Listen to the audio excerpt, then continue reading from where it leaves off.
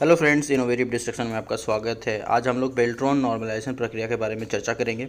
बहुत सारे लोग ये बातें पूछ रहे थे कि बेल्ट्रॉन का जो एग्ज़ाम है बहुत सारे शिफ्टों में होने वाला है। आपको पता है कि 23 सितंबर से लेके 27 अक्टूबर तक ये एग्ज़ाम चलने वाला है। तो बहुत सारे शिफ्टों में एग्ज़ाम होने वाली है और जब भी कोई भी एग्ज़ाम बहुत सारे शिफ्टों में होती है तो उसमें नॉर्मलाइजेशन किया जाता है।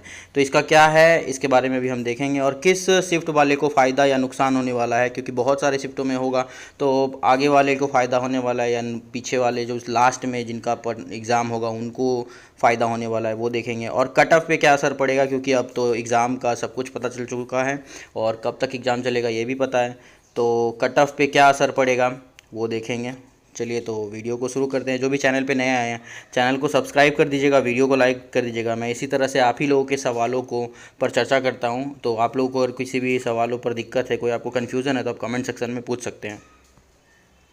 तो यहाँ से देखिए, पहले तो देखते हैं कि नॉर्मलाइजेशन क्यों किया जाता है। नॉर्मलाइजेशन ज़्यादातर एग्जामों में किया जाता है। आप बहुत सारे एग्जाम दे चुके होंगे तो उसमें नॉर्मलाइजेशन करना पड़ता है। ज़्यादातर रेलवे के एग्जामों में होता है, एसएससी वगैरह के एग्जामों में भी होता है नॉर्मलाइजेशन, ठीक है। तो ये इसीलिए होता है क्योंकि अगर आप देखें तो क्या होता है कि अगर बहुत सारी शिफ्टों में एग्ज़ाम चल रहा है तो हो सकता है कि किसी एग्ज़ाम में पेपर जो होता है वो हल्का हो जाता है, किसी एग्ज़ाम में पेपर जो होता है वो हार्ड हो जाता है।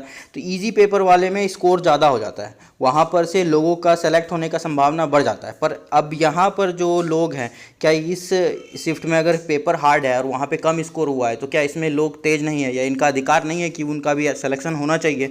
तो इस चीज़ को देखते हुए क्या होता है, बहुत सारा शिफ्ट हो जाता है ना। तो ज़्यादा शिफ्ट हो जाने के बाद क्वेश्चन बचता ही नहीं है। तो उसको ठीक करने के लिए ये चीज़ किया गया है कि सिर्फ नॉर्मलाइज करना पड़ता है। हर शिफ्ट को इस तरह से नॉर्मलाइज कर देते हैं ताकि हर शिफ्ट बराबर हो जाता है। जो शिफ्ट में इजी पेपर है और ज़्यादा स्कोर हो गया है तो उसमें कुछ अंक घटाए जाते हैं और कुछ ऐसे शिफ्ट होते हैं जिसमें कि अंक जो होता है, एवरेज स्कोर जो होता है वो कम हो जाता है, तो उसमें कुछ स्कोर जोड़ने पड़ते हैं। उसका क्या फार्मूला है वगैरह है वो भी देखेंगे और कैसे किया जाएगा। तो सबसे पहले एक डेमो देखते हैं कि जैसे आप देख सकते हैं, ये एक मान लेते हैं कि इसमें understanding the Beltron typing exam. तो यहाँ पर अगर हम देखते हैं तो यहाँ देखिए डे 1, मान लीजिए डे 1 डे 2 करके ऐसे 10 दिन का ये शिफ्ट ऐसे हम एग्जाम्पल मानते हैं। तो उसमें देख सकते हैं कि मान लीजिए कि पहला दिन जो है, ऐसे भी अमूमन पहला जो पेपर होता है उस दिन हल्का थोड़ा क्वेश्चन पूछा जाता है। तो पहले शिफ्ट में अगर हम देखें तो 56 नंबर आ रहा है, मान लीजिए जो भी स्कोरिंग हो रहा है, ठीक है। तो उस दिन मान सकते हैं कि इस दिन एग्जामिनेशन का जो पेपर है, जो मैटर है वो हल्का होगा, इसीलिए ऐसा हुआ है। और इसी हिसाब से हम देखें तो जैसे जैसे एग्ज़ाम बढ़ेगा उस हिसाब से स्कोर जो है वो कम होता जा रहा है। तो यहाँ से अगर हम देखें तो ये बात क्लियर है कि कुछ शिफ्ट में देखिए, ये इतना सारा शिफ्ट मान लेते हैं कि इसमें एवरेज स्कोर कम आ रहा है और ये तीनों स्कोर में अगर एवरेज स्कोर ज़्यादा है, अगर ऐसे ही सेलेक्ट कर लिया जाएगा तो यहाँ से ज़्यादा कैंडिडेट सेलेक्ट हो जाएंगे और यहाँ से कम कैंडिडेट सेलेक्ट होंगे, ठीक है। तो इनको अब यहाँ देखिए, ये पूरा एग्ज़ाम का एवरेज ये आ रहा है, ये वाला जो लाइन आपको दिख रहा है, ये सब जो है उससे नीचे है, ये सब उससे ज़्यादा है। तो कैसे होंगे, तो इसी चीज़ को ठीक करने के लिए नॉर्मलाइज होता है। अमूमन देखिए टाइपिंग में मतलब कि जो नॉर्मलाइजेशन है वो नहीं किया जाता, क्योंकि बाकी जितना भी टाइपिंग होता है उसमें स्कोर नहीं दिया जाता, वो क्वालिफाइंग नेचर का होता है। मतलब एक टाइपिंग हुआ और उसमें क्वालिफाई करना है बस। तो क्वालिफाई करने में पेपर हार्ड है या कम है उसमें ज़्यादा दिक्कत नहीं होता, क्योंकि आपको एक स्पीड दे दिया कि आपको वो पार करना है। पर ये एग्ज़ाम है क्या, इसमें मेरिट बनेगा टाइपिंग में स्कोर पर। तो टाइपिंग ही आपका मेन है ना, उसमें क्या स्कोर आ रहा है। तो वो इसीलिए यहाँ पर टाइपिंग में भी किया जा सकता है। टाइपिंग मतलब टाइपिंग के स्कोर पर नॉर्मलाइजेशन शायद किया जा सकता है। तो यहाँ से आप देखते हैं, ये आपको पता चला कि नॉर्मलाइजेशन कैसे किया जाता है। ये जैसे कि आप देख सकते हैं कि ये सब जो शिफ्ट है इसमें से कुछ अंक को घटाना पड़ेगा, इन सब जो शिफ्ट है उसमें कुछ अंक को बढ़ाना पड़ेगा। तो ये जो अंक बढ़ाया या घटाया जाता है ये किस आधार पे किया जाता है, इसका फॉर्मूला क्या होता है। तो देख सकते हैं आप यहाँ पे, आप देखिए ये ऑफिशियल, मतलब कि ये ऑफिशियल ये है फार्मूला है जो ज़्यादातर एग्जामों में यूज़ किया जाता है। तो ये फार्मूला है, थोड़ा कॉम्प्लिकेटेड है, हम लोगों के समझ से थोड़ा सा पड़े है। यहाँ पर आप देख सकते हैं कि ये जो है एक्चुअल मार्क ऑब्टेंड है, उसके बाद फिर इस तरह से जो भी है ये मतलब स्टैटिस्टिक का है, स्टैटिस्टिक का कुछ फार्मूला है, उसके आधार पर ये लोग करते हैं नॉर्मलाइजेशन का। तो ये समझ में आया आपको। तो अब आगे देखते हैं क्या, अब देखते हैं किस शिफ्ट वाले को नुकसान या फ़ायदा होगा। तो किस शिफ्ट वाले को नुकसान या फ़ायदा होगा, उसमें से सबसे पहले तो ये बात है कि नॉर्मलाइजेशन होगा या नहीं होगा।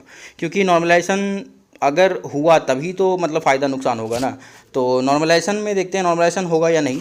तो नॉर्मलाइजेशन क्या है कि जैसे कि आपको बताया कि नॉर्मलाइजेशन का ज़रूरत कब पड़ेगा, जब एवरेज स्कोर में अंतर बहुत आ जाएगा, मतलब किसी शिफ्ट में बहुत ज़्यादा एवरेज स्कोर आ रहा है, वहाँ पे ज़्यादा लोग क्वालिफाई कर रहे हैं, और किसी शिफ्ट में एवरेज स्कोर बहुत कम आ रहा है, तो अगर इस ऐसा स्थिति पैदा हो जाएगा तो हो सकता है कि नॉर्मलाइजेशन करना पड़े। अब बहुत सारे लोग बोलेंगे कि ये तो मतलब नोटिफिकेशन में कहीं भी लिखा हुआ नहीं था कि नॉर्मलाइजेशन हो सकता है, होगा, या फिर हो सकता है या होगा। तो देखिए ये तो बेल्ट्रॉन का नोटिफिकेशन था, लेकिन एग्ज़ाम तो टीसीएस कराएगी। टीसीएस का काम है कि उसको लिस्ट बना के एवरेज स्कोर करके, मतलब कि उसका मेरिट बना के उसको देना है, एक लिस्ट बना के कि हाँ ये लीजिए, ये सारे कैंडिडेट्स हैं और ये इनका मतलब कि जो क्वालिफिकेशन या फिर क्या कहते हैं क्वालिटी के हिसाब से ये हो गया आपका हिंदी का लिस्ट हो गया, तो इसके हिसाब से दिया जाएगा। अब ये लिस्ट जो है टीसीएस बनाएगी, तो टीसीएस ये डिसाइड करेगी कि इसको नॉर्मलाइजेशन करना है या नहीं करना है। तो अगर देखिए एवरेज स्कोर, वही एवरेज स्कोर में अगर बहुत ज़्यादा हर शिफ्ट में अंतर आने लगे कि किसी शिफ्ट में बहुत ज़्यादा मैटर हार्ड है, किसी दिन में किसी शिफ्ट में मैटर बहुत हल्का पड़ गया है, तो लोग बहुत अच्छा, आप टाइपिंग कर रहे हैं, आपको पता होगा कि आप जैसे कि हल्का हल्का वर्ड वाला कोई मैटर होता है तो उसमें अच्छा स्पीड जाता है, अगर थोड़ा सा भी आप उसमें स्पेशल कैरेक्टर वगैरह डाल दीजिए तो जो स्पीड होता है वो घट जाने वाला है। तो ये तो डिपेंड करता है, टोटली डिपेंड करता है कि बेल्ट्रॉन क्या करेगी और टीसीएस क्या करेगी। तो ये तो पक्का है नहीं कि मतलब कि मतलब नॉर्मलाइजेशन होगा या नहीं होगा, लेकिन यही बात है कि अगर इस तरह का कुछ एवरेज स्कोर में ज़्यादा अंतर आएगा तो नॉर्मलाइजेशन करना पड़ सकता है, और सभी शिफ्ट वालों को फ़ायदा होगा। नॉर्मलाइजेशन जब भी होगा तो जो भी शिफ्ट वाले हैं उन सबको फ़ायदा ही होने वाला है, क्योंकि नॉर्मलाइजेशन जब भी होता है तो जो भी कम, जहाँ पर भी हार्ड पेपर हो जाता है तो वहाँ पे स्कोर मिलता है। मैंने तो जब भी अभी तक जितना भी एग्ज़ाम दिया है उसमें नॉर्मलाइजेशन से मेरा नंबर बढ़ा ही है, कभी घटा नहीं है। ठीक है, तो घटता भी है, ऐसा नहीं है घटता नहीं है, बहुत सारे मेरे दोस्त हैं वो बहुत कहते हैं कि मेरा इतना नंबर घट गया, इतना नंबर घट गया। तो नॉर्मलाइजेशन के बारे में आपको पता ही होगा कि नंबर घटता भी है, बढ़ता भी है। ठीक है, अच्छा, ये सब तो बात हो गया कि ये तो टोटली डिपेंड करेगा, आपको बता दिए नॉर्मल, और इसमें नोटिफिकेशन में कोई इसका मतलब नहीं है इसके बारे में।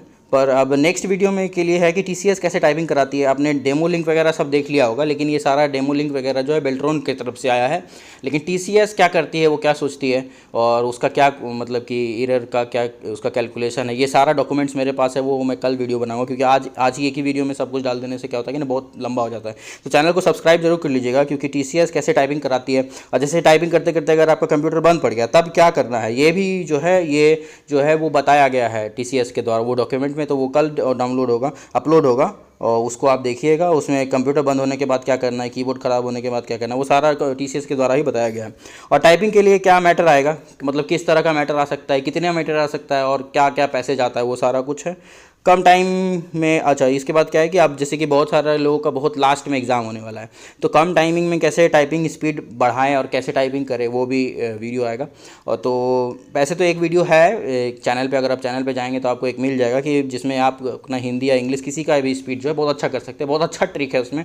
आप चैनल को सब्सक्राइब करके आप ज़रूर वीडियो को देखिएगा। और मैं नेक्स्ट वीडियो भी लाने वाला हूँ कि कैसे आप, जैसे कि अभी तो दिन थोड़ा बढ़ गया, जैसे 20 दिन में कैसे आप कर सकते हैं, तो उसका भी मैं वीडियो ले आऊँगा। और क्वेश्चन वगैरह का भी वीडियो आने वाला है धड़ाधड़, तो आप लोग चैनल को जरूर सब्सक्राइब करके रखिएगा। और जैसे जैसे एग्जाम होगा तो उसमें से अंदर से बहुत सारे लोग जो हैं वो बताएंगे कि क्या क्या क्वेश्चन आ रहा है, किस तरह क्वेश्चन आ रहा है, तो वो सारा भी वो पब्लिश कर दिया जाएगा आप लोगों के लिए। तो ठीक है, तो अब मिलते हैं नेक्स्ट वीडियो में, चलिए धन्यवाद।